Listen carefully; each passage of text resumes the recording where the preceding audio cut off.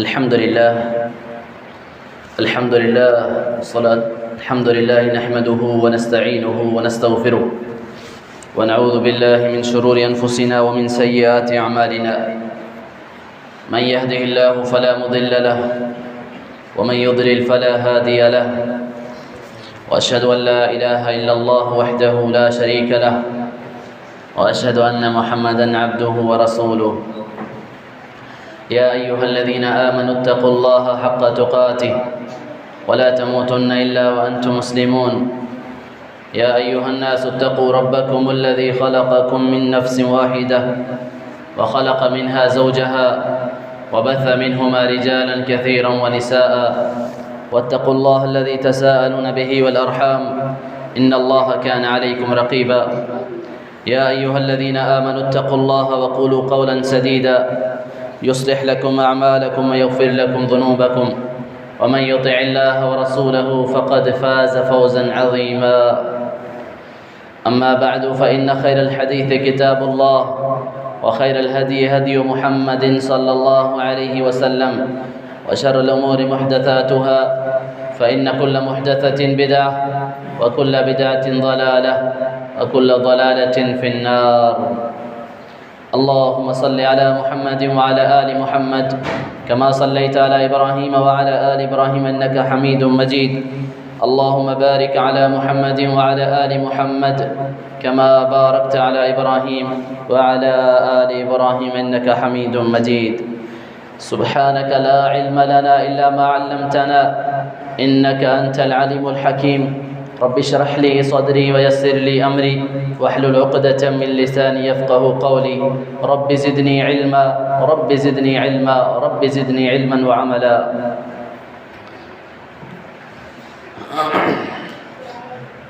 حمد و ثنا اور درود و سلام کے بعد اللہ رب العزت کا فرمان، لقد كان لكم في رسول الله أسوة حسنة،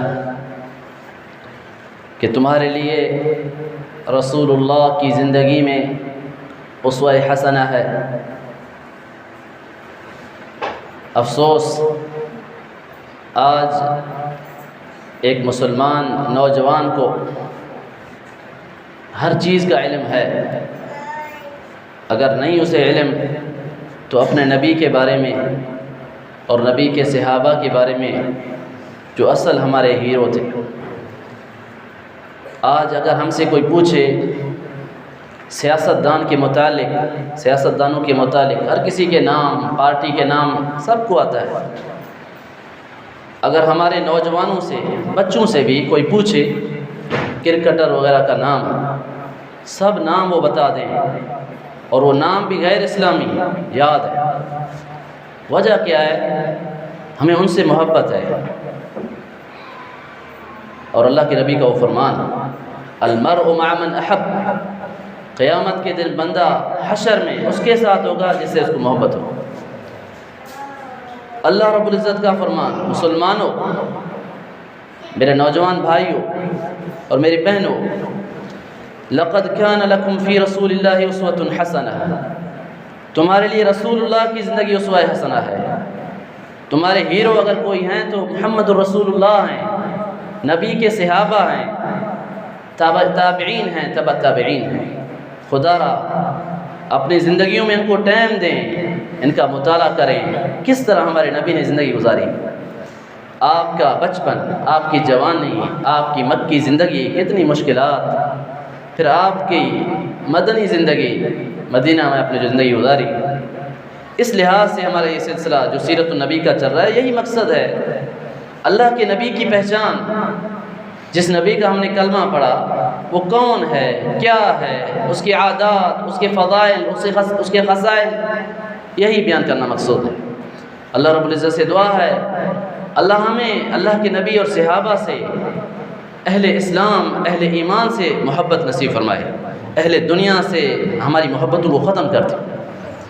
میرے بھائیوں، آج کا ہمارا جو عنوان ہے سیرت النبی کے حوالے سے، سن 7 ہجری میں غزوہ خیبر کے بعد جو واقعات پیش آئے ہم آپ کے سامنے اختصار کے ساتھ رکھیں گے.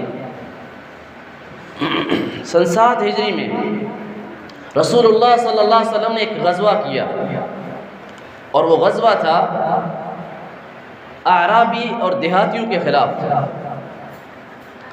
نجد کے صحرا میں رہنے والے بدو ہر وقت مدینہ کے اطراف میں حالات کو خراب کیے ہوئے تھے، جب موقع ملتا لوٹ مار کرتے، اور ان اعرابیوں کی جگہ ایک نہیں تھی، کوئی ایک شہر نہیں تھا ان کا، وہ پہاڑوں میں رہتے تھے، کوئی ایک مستقل آبادی نہیں تھی، لہذا ان کا خاتمہ بھی مشکل تھا۔ اللہ کے نبی صلی اللہ علیہ وسلم نے ایک غزوہ اس لحاظ سے کیا تاکہ ان کے دلوں میں کچھ خوف پیدا کریں، کچھ روب ڈالیں، وہ اس کام سے باز آئیں۔ اسی سلسلے میں اللہ کے نبی نے ایک غزوہ کیا جس کو غزوہ ذات الرقاع کہا جاتا ہے۔ سن 7 ہجری میں اللہ کے نبی صلی اللہ علیہ وسلم نے مدینہ کا انتظام سیدنا عثمان کے حوالے کیا۔ 400 صحابہ، بعض روایت میں 700 صحابہ کرام کے ساتھ آپ نکلے۔ مقام 2 دن مسلسل چلتے رہے، مقام نخل پہنچے۔ شیعہ چپ رہنے ہٹے، کھڑکے نہیں۔ مقام نخل پہنچ کر اللہ کے نبی کا ایک لشکر کا سامنا ہوا، کوئی لڑائی پیش نہیں آئی۔ اس دوران آپ نے صلاۃ الخوف، جو حالت جنگ والی نماز ہے جس کا طریقہ قرآن مجید میں بھی موجود ہے، وہ آپ نے پڑھائی، لڑائی پیش نہیں آئی۔ البتہ اس واقعے میں چند ایک دو واقعات پیش آئے، وہ آپ کے سامنے رکھتے ہیں۔ صحیح بخاری کی روایت ہے، ابو موسیٰ اشعری رضی اللہ تعالیٰ عنہ کہتے ہیں، ہم اللہ کے نبی کے ساتھ نکلے اسی غزوے کے سلسلے میں۔ حالت یہ تھی، ایک اونٹ تھا، ہم 6 آدمی تھے، باری باری اس پہ سوار ہوتے، سواریوں کی قلت تھی۔ اسلام کے ابتدائی دن، بہت ہی غربت کے دن۔ ابو موسیٰ اشعری کہتے ہیں ہم پیدل چلتے رہے، اس پیدل کی وجہ سے ہمارے پاؤں زخمی ہو گئے، حتیٰ کہ میرے دونوں پاؤں زخمی ہو گئے، میرے پاؤں کے ناخن جھڑ گئے۔ ہم لوگ پٹیاں باندھتے رہتے تھے، سفر کرتے رہتے تھے، اس لیے اس غزوہ کا نام ذات الرقاع پڑ گیا، یعنی پٹیوں والا غزوہ۔ اللہ، صحیح بخاری کی روایت ہے، سیدنا جابر رضی اللہ تعالیٰ عنہ کہتے ہیں کہ ہم لوگ غزوہ ذات الرقاع میں اللہ کے نبی کے ساتھ نکلے۔ دستور یہ تھا، گرمیوں کے سخت دن تھے، جب بھی کوئی سایہ دار درخت آتا، اللہ کے نبی کے لیے ہم اس درخت کو چھوڑتے، ہم اور درختوں کے سایہ حاصل کرنے کے لیے بکھر جاتے۔ اسی طرح ایک موقع آیا، ایک درخت پر آپ نے پڑاؤ کیا، قافلہ بھی ادھر ادھر بکھر گیا، نبی کریم صلی اللہ علیہ وسلم اس درخت پر تلوار لٹکا کر آپ سو گئے۔ سیدنا جابر کہتے ہیں ہمیں ذرا سی نیند آئی کہ ایک مشرک اعرابی آیا، اللہ کے نبی کا تلوار لے کر اللہ کے نبی کو جگایا، کہا اے محمد صلی اللہ علیہ وسلم، مجھ سے ڈرتے ہو؟ پیارے نبی نے فرمایا نہیں۔ اس نے کہا تب تمہیں مجھ سے کون بچائے گا؟ اللہ کے نبی نے فرمایا اللہ۔ سیدنا جابر کہتے ہیں ہم نے اچانک سنا اللہ کے نبی پکار رہے تھے، ہم فوراً پہنچے، دیکھا عربی آپ کے نیچے بیٹھا ہوا ہے۔ آپ نے سارا واقعہ سنایا، آپ نے اس کو معاف کر دیا۔ ابو عوانہ کی روایت میں ہے، جب آپ نے اس کے جواب میں اللہ کہا تو تلوار اس کے ہاتھ سے گر گئی۔ اللہ کے نبی نے اب تلوار کو اٹھایا اور کہا اب تمہیں مجھ سے کون بچائے گا؟ اس نے کہا آپ تو احسان کرنے والے ہیں، احسان کیجئے۔ اللہ کے نبی نے اس کو معاف کر دیا، سبحان اللہ۔ اور اللہ کے نبی نے یہ بھی اس سے کہا تم گواہی دیتے ہو اللہ کے سوا کوئی معبود نہیں، میں اللہ کا سچا رسول ہوں؟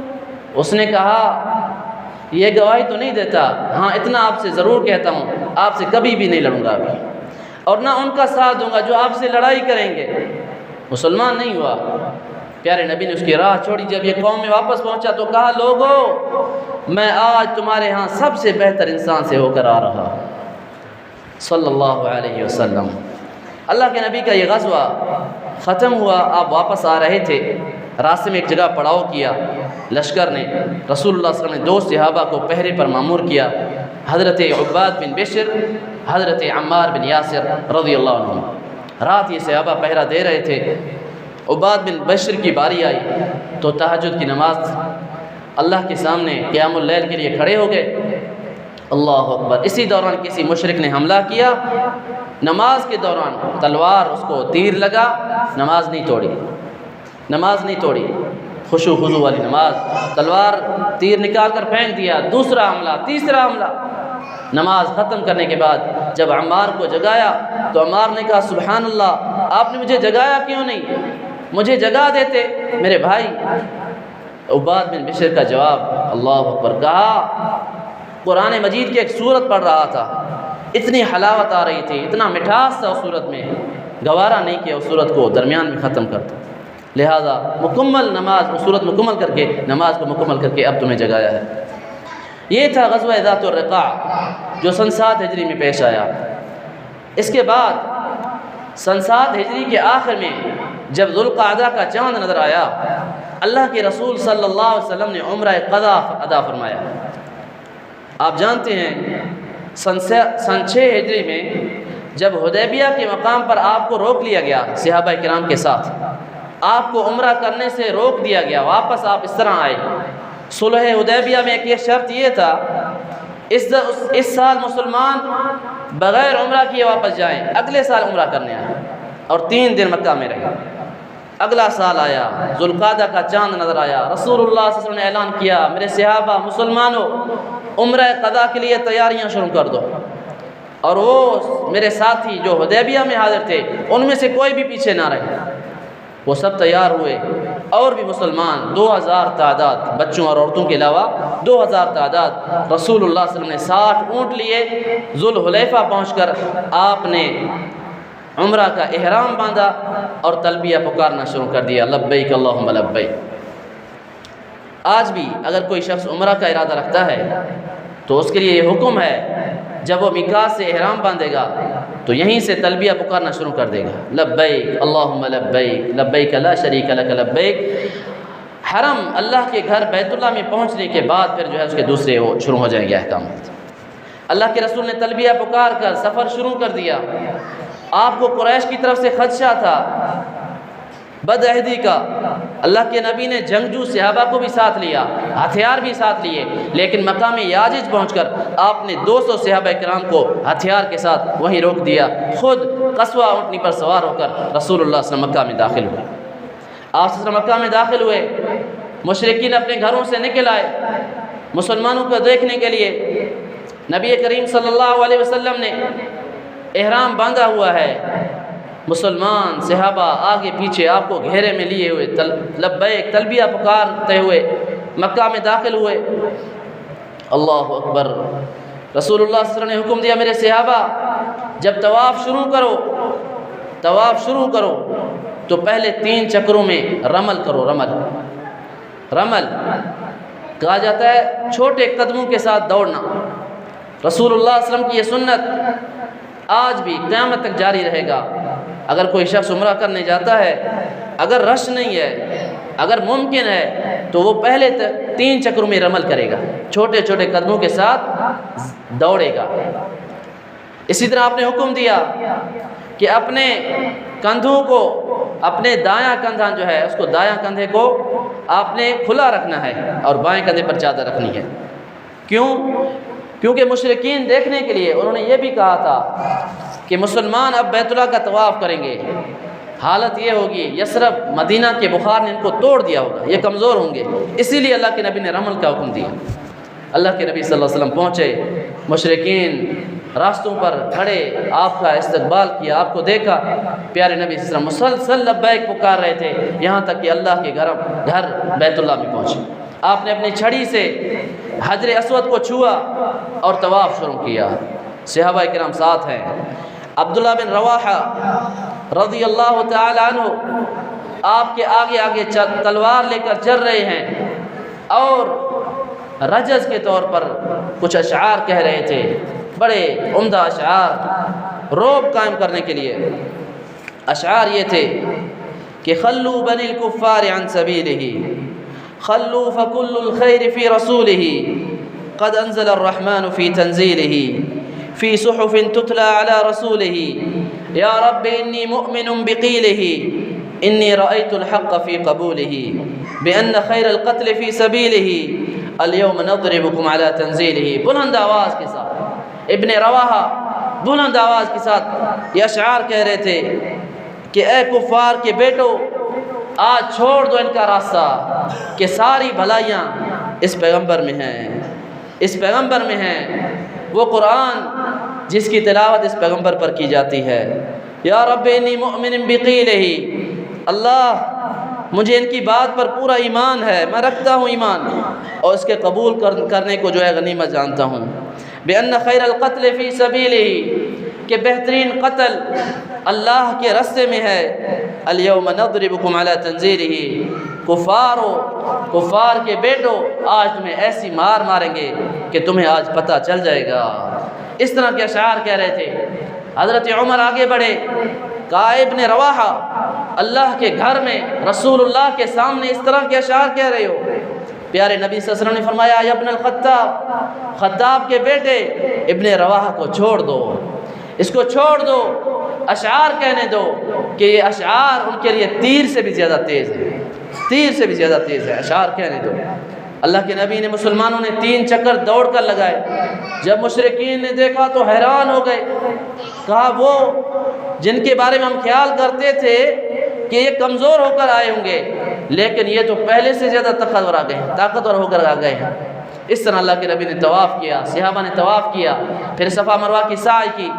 صفا مروہ مکمل کرنے کے بعد آپ نے اپنے 60 اونٹوں کو وہیں نہر کیا، قربانی کیا، اور آپ صلی اللہ علیہ وسلم نے فرمایا یہ قربان گاہ ہے، مکہ کی ساری گلیاں قربان گاہ ہیں۔ رسول اللہ صلی اللہ علیہ وسلم کا عمرہ مکمل ہوا۔ پیارے نبی نے پھر صحابہ کرام کو یاجج مقام کی طرف بھیجا، جو 200 صحابہ کرام کو وہاں روک لیا تھا۔ اللہ کے نبی نے پھر ان کو بلایا، وہ آئے، پھر انہوں نے طواف کیا۔ 3 دن گزرے، اللہ کے نبی مکہ میں تھے۔ تیسرے دن قریش آئے حضرت علی کے پاس، کہا علی اپنے ساتھی کو کہو اب یہاں سے چلا جائے، 3 دن مکمل ہو گئے ہیں معاہدے کی روح سے۔ تو اللہ کے نبی نے مکہ سے اپنا سفر جاری کیا۔ مکہ میں صرف پہنچ کر آپ نے دوسرے صحابہ کا بھی انتظار فرمایا۔ اس طرح یہ عمرہ قضا مکمل ہو گیا۔ اس کو عمرہ قضا اس لیے کہا جاتا ہے، حدیبیہ کے قضا کے طور پر یہ عمرہ کیا گیا، یا اس کو اس لیے قضا کہا جاتا ہے، حدیبیہ میں جو صلح ہوا اس صلح کو عربی میں قضا یا مقاضات کہتے ہیں، اس لیے یہ عمرہ قضا کے نام سے مشہور ہو گیا۔ سن 7 ہجری کے واقعات، سن 8 ہجری میں بہت سے واقعات پیش آئے فتح مکہ، لیکن اس سے پہلے ایک بہت بڑا معرکہ پیش آیا رسول اللہ صلی اللہ علیہ وسلم کی زندگی میں، سب سے بڑا اور خون ریز معرکہ موتا، جس میں اللہ کے نبی نے صحابہ کرام کو عیسائی ممالک کی طرف بھیجا، اور یہی غزوہ، یہی معرکہ پھر عیسائی ممالک کے فتوحات کا پیش خیمہ ثابت ہوا۔ ہم اس معرکے کا ذکر انشاءاللہ اگلے جمعے میں کریں گے۔ اللہ رب العزت سے دعا ہے اللہ مجھے اور آپ کو پیارے نبی کی سیرت کو پڑھنے، پڑھانے اور اس کو سمجھنے، اس پر اپنی زندگیوں کو گزارنے کی توفیق عطا فرمائے۔ اللہ نبی صلی اللہ علیہ وسلم اور صاحب کے صحابہ سے سچی محبت ہمیں جو ہے عطا کرے، اور ان سے محبت کرتے ہوئے ان کے نقش قدم پر چلنے کی توفیق عطا فرمائے۔ آمین یا رب العالمین۔ اقول قولی هذا واستغفر الله لي ولكم ولسائر المؤمنين فاستغفروه انه هو الغفور الرحيم۔